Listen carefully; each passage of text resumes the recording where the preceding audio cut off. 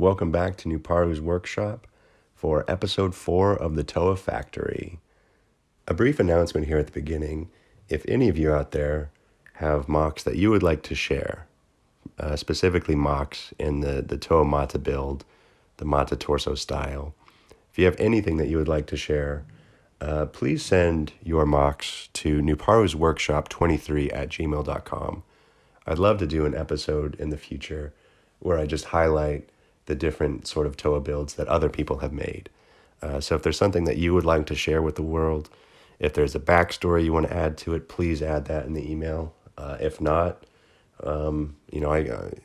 that's absolutely fine as well. But I'd love to see some of the stuff that you guys are making and showcase it here on the channel. All right, and today it looks like we will be building a Toa of Air. I've been getting pretty lucky so far with the wheel that it hasn't given me repeats of any of the elements.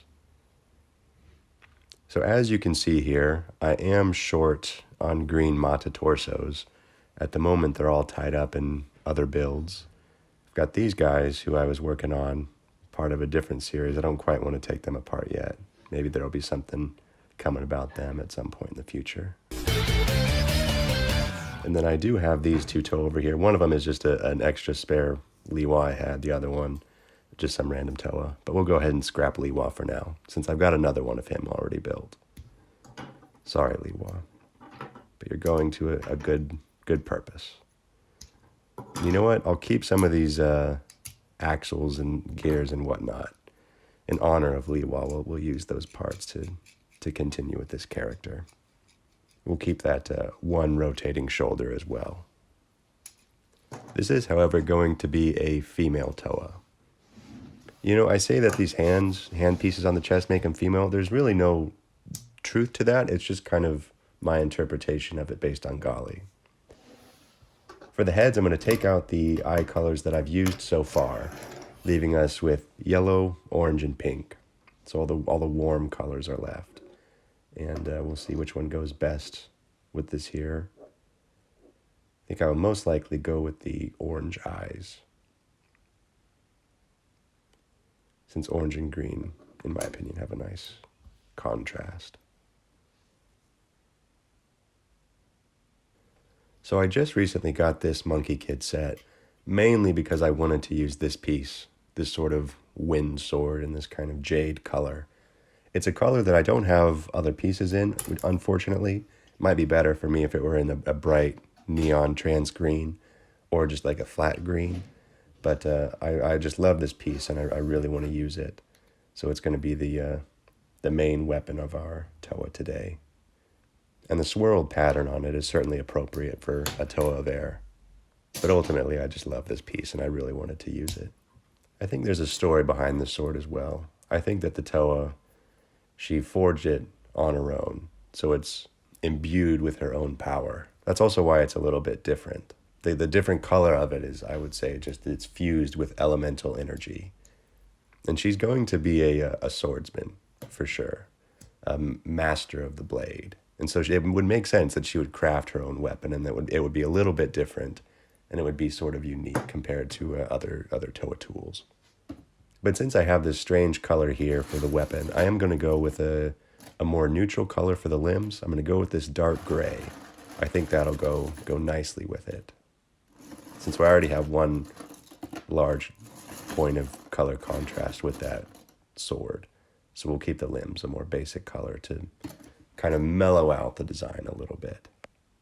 And while I'm doing that, while I'm looking here, I think we can talk a little bit more about the character. I already have a bit of an idea of the direction I want to go, mainly basing it off of that sword piece and having this character be an expert at the sword, very much a warrior, one who enjoys the artistry behind combat.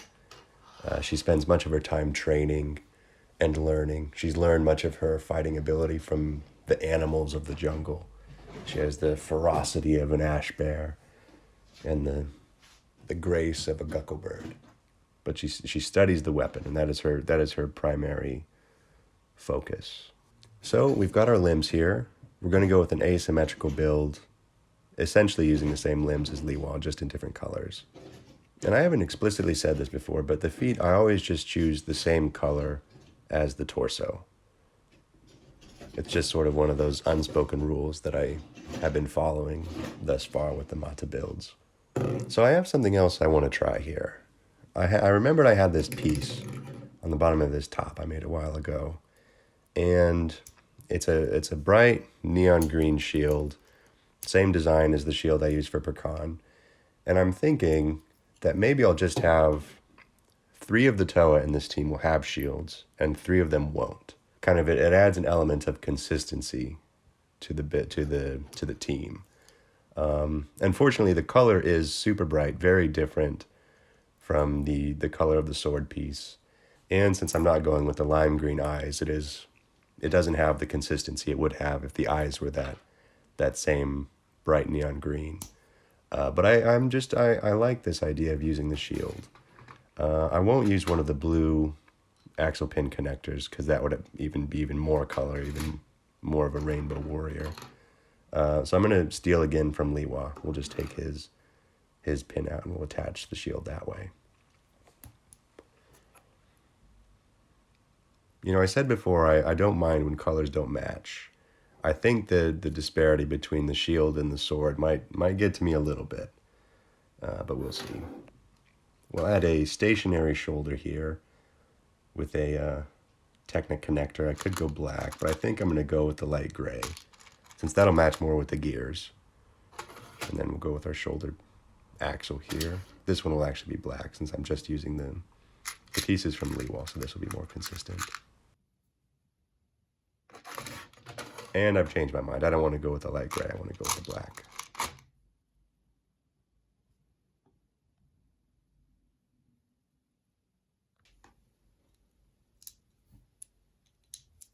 She is going to be broad-shouldered, unlike Liwa, who had the narrow shoulder design. I think this fits more for the warrior aesthetic that I'm going for. And it is bugging me having the orange eyes with that bright neon green shield. So I'm going to switch it. Even though I've already used this eye color before, but that's okay. We'll adapt with the rest of the Toa in this team. I'll just have them repeat eye colors. So we'll have sets of 2 within the team. 2 of them will have lime green, 2 of them will have dark green, and then 2 of them will have light blue. We'll assemble the legs here, inverted so that the thighs are stronger, which again I feel like contributes to that warrior look. Strong legs. Whereas I feel with the legs are inverted with the flared side on the bottom, it just feels more like maybe armor down below. Yeah, I'll probably delete this part. I don't really know what I'm saying. So there we have it. This is the basic build that our Toa will be. She's a master of the sword, and she spends her time swinging through the trees of the forest, learning from the animals, and practicing her skills with her blade.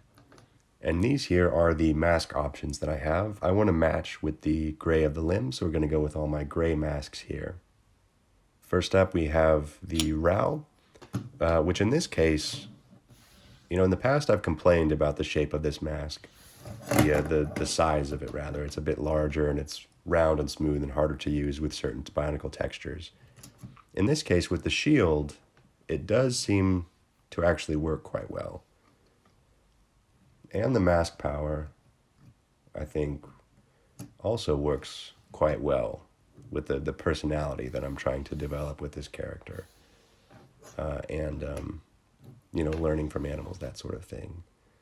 So maybe this is definitely a contender at the moment. One thing I am going to change in between masks here. Quick pause. For some reason, the position of the shield here is not working for me. So I actually want to try just hooking it straight onto the arm, which is in a sense more authentic, because most shields, as far as I know, actually strap around the arm. It's a more sturdy connection. If you're just holding it with your hand, you know, your wrist isn't necessarily the strongest joint. So if you strap it to your arm, It just adds some stability. And then we have the Ruru. Again, I think I've probably said before, not one of my favorite masks. But on this build, I do quite enjoy it. The size of it, it's a very proportional sort of size for the Toa Mata build. Since it's a small mask, so it's not over large like many of the other masks are, and it feels more reserved, restrained. And the night vision actually for this character I think works quite well also. You know, she's swinging through the treetops at night in the dark, and it makes her difficult to sneak up on. She's always ready and always, can see everything around her. Very aware of her surroundings. So in that sense, this mask I do think works quite well as well. So, two strong masks to start with. I'm adding an extra brick, a round brick in there to create some distance because the shield was rubbing against the shoulder joint. And then we have the Matatu, quite strong. I think telekinesis works well for a power for this character. I can't say why. Well, it's my favorite power. Hands down, telekinesis is my favorite power.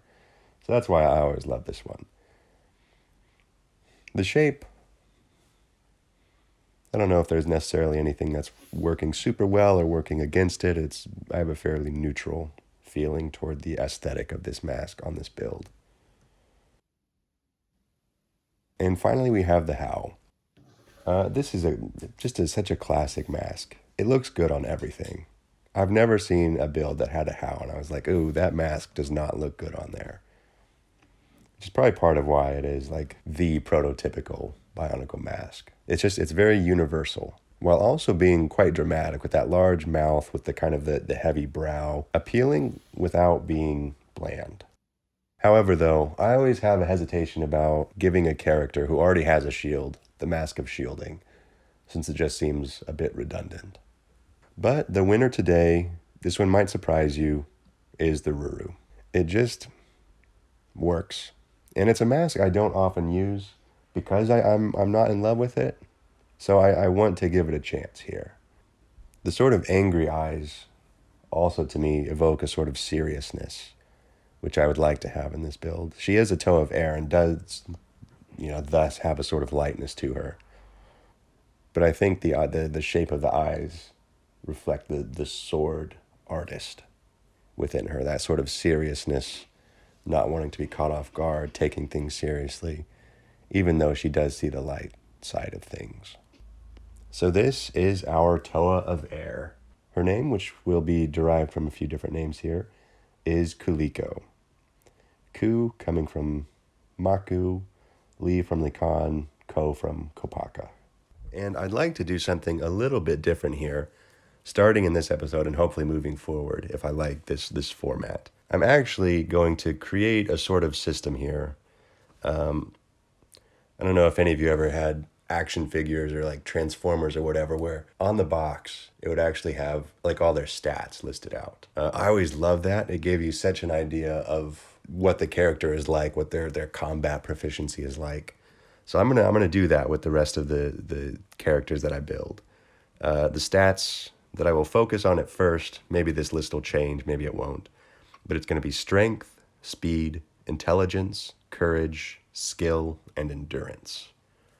That to me seems like a good list of characteristics, at least to start with, to sort of differentiate between the Toa that we create here. But anyway, starting with Kaliko, and these are on a scale of 1 to 10. Her strength is below average at 4. Speed, also below average, 3. She doesn't necessarily move quickly. She moves precisely, but not quickly. Her intelligence, a little bit above average. That'll be 6. And it's bumped up because of her patience and her willing to learn.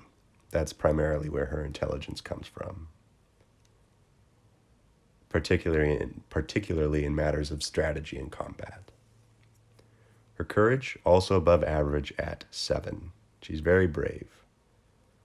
Her skill, also 7, because of the time that she puts into her training. And finally, her endurance is a bit below average. It's going to be 3. And I've here, the total number of points, if you add it up, is 30 points. So I'm going to say that's the rule. Every other Toa, they have a maximum of 30 points that they can distribute between these different characteristics. But also to make it more interesting, I'm going to say that there are just 5 bonus points that they can add to one of their scores in specific situations. This might not make any sense, but it makes sense to me.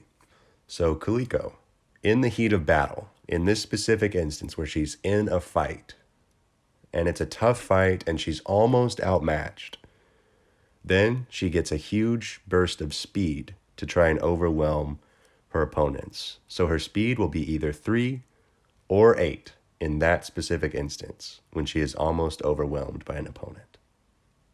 Yeah, I like this. I'm getting excited about this. I want to go back and do this for like all my other characters because I think it's really fun. And if you guys want to do that too, feel free to steal my method. It's open for grabs. And I also want to make these characters easily identifiable through their personalities. So I'm going to come up with just 3 keywords for each one from here on out. 3 keywords to identify their personality. With Kuliko, these 3 words are going to be warrior, eager, and skilled. Might be a bit redundant since I already gave her a rating on skill, but skill is just the name of the game for this eager warrior lady. And that essentially sums up Kaliko in regard to her relationships with the other Toa in the team so far. She gets along very well with her Tao. They oftentimes have competitions to test each other, and they sort of have a friendly rivalry going. But they do get along quite well, and they push each other to make themselves even better. Kaliko and Pecan as well, they steadfastly rely on each other. There's a strong bond of trust in that relationship. And again, they both learn quite a bit from each other, and they're sort of a natural pairing since Kaliko is such an offensive character with her style, and Pecan is more of a defensive character. So they, in a team, they complement each other well. Even if they would rather implement different strategies, with Kaliko having a more aggressive strategy and Pecan having a more defensive strategy. But when just in the heat of battle, in the middle of a fight, back to back, they're a good team. Kaliko and our Arkua. Again, Arkua hates everybody, so he's not a fan of Kaliko. He does admire her skill. And Kaliko also respects Arkua's ability, since he himself has quite a high skill level. These sort of things are really fun to think about while you're building a mock. Because the building part itself is enjoyable, but then when you add sort of story and character to these builds, it brings them to life and makes them feel almost like the original Toa. You know how they had such clear personalities. So it's a lot more fun when there's something behind the build. If any of you, the audience out there, have mocks in this style, in the Toa Mata style, that you'd like to share, and I'd actually share them on an episode possibly, you can send them to me, send some pics to the email address newparvsworkshop23@gmail.com. I'll go ahead and put the email up here so you guys can send that this way. Because I would love to definitely feature some things that other people have made. I don't know if any of you ever watch BIS, the Bionicle Inspiration series by Ben Cossey. That's honestly, that show got me out of my dark ages. Because in 2020, I hadn't had anything to do with Bionicle for a while. I'd always kind of, stayed interested, and every once in a while I would bring my parts out. But during lockdown, I watched every single episode of BIS. I love that show so much. And Ben brings a lot of positivity and just a really good energy to the community. If you haven't seen his stuff, I highly recommend it. So anyway, thanks for watching. Thanks for hanging out this far. And until next time, this has been Sharik, host of Nupara's Workshop, and I bid you farewell and wish you luck in life, I guess. Good luck.